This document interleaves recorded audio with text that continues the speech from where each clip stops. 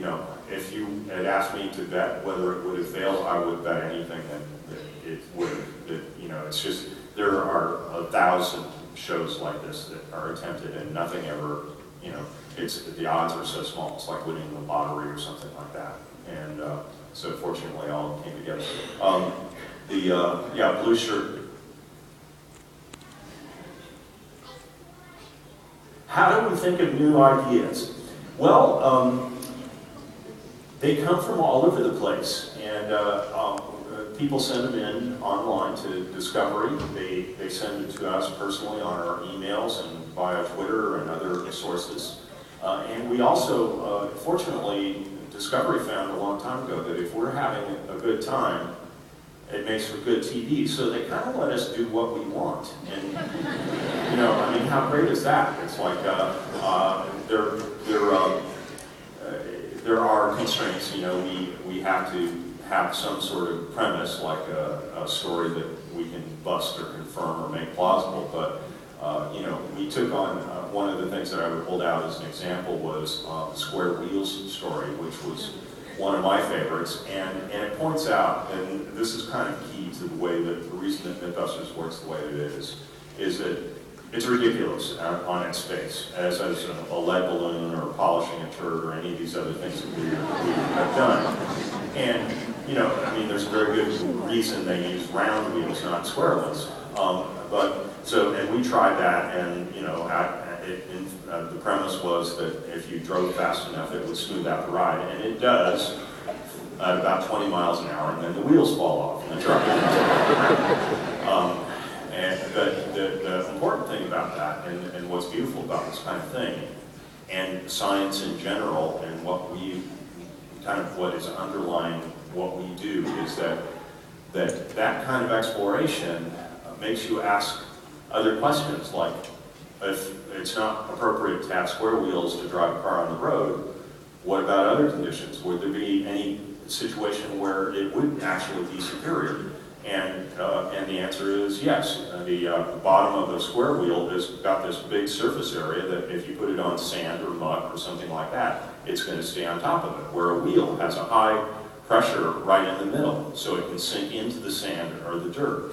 And, you know, and when a round wheel rolls, it tends to just dig a hole and create a kind of a mound in front of it that makes it even harder to move forward, where the square wheel will cut the corner in and dig into it, and then you've got all the surface area again. So, and I don't know that it's that practical as far as, like, you know, driving in snow or on sand or something like that, but the point is that you only get there by doing crazy stuff like that, by like saying, what if?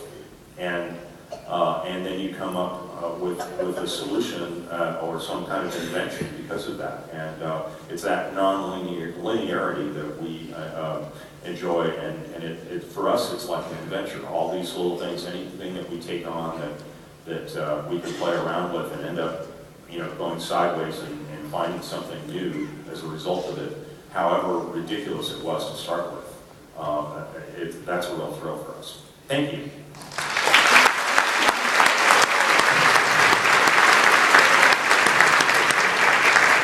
All right, I'm willing to bet that there are more than a few Jackie Chan fans in the audience. Yes?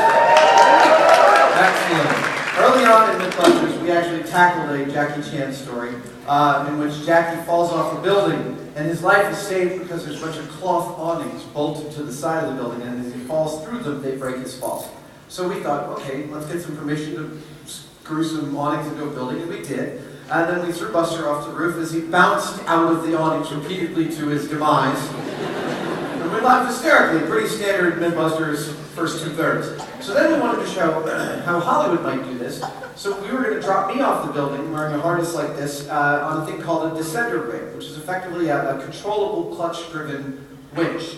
And it looks like it's falling fast on film, but in reality it's pretty safe. And we're all ready to do this, morning of the last day of the shoot, and I'm up on the roof and getting rigged up into the gear, and the insurance company calls. Now, we had already gone through this whole story with them, but they had been doing a bad thing. They had been thinking about it all night long. Call us. Keep in mind, Mythbusters at this point is a brand new hit, and so Discovery is trying to figure out you know, they think, no, now I'm indicating your value. So the insurance company calls up and says, we are uncomfortable with the amount of risk inherent in this stunt. It's not acceptable that Adam gets hurt. We cannot let Adam get hurt. Adam cannot be hurt. Adam cannot do this myth. Tori is totally okay to do this myth.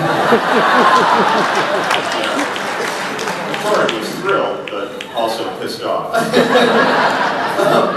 And I understand it from their standpoint. A claims adjuster, all they're trying to do is to minimize risk. And one of the prime ways they do that in the real world, the non-Mythbusters world, is they do it with safety ratings. Like this harness I'm wearing, you know, whoever built it sent it to a factory that broke it under precise conditions and gave it a failure rating. Every nut and bolt and clamp and light in this whole theater has gone through the same sort of process so that we can work here and attend shows here without stuff falling on our heads.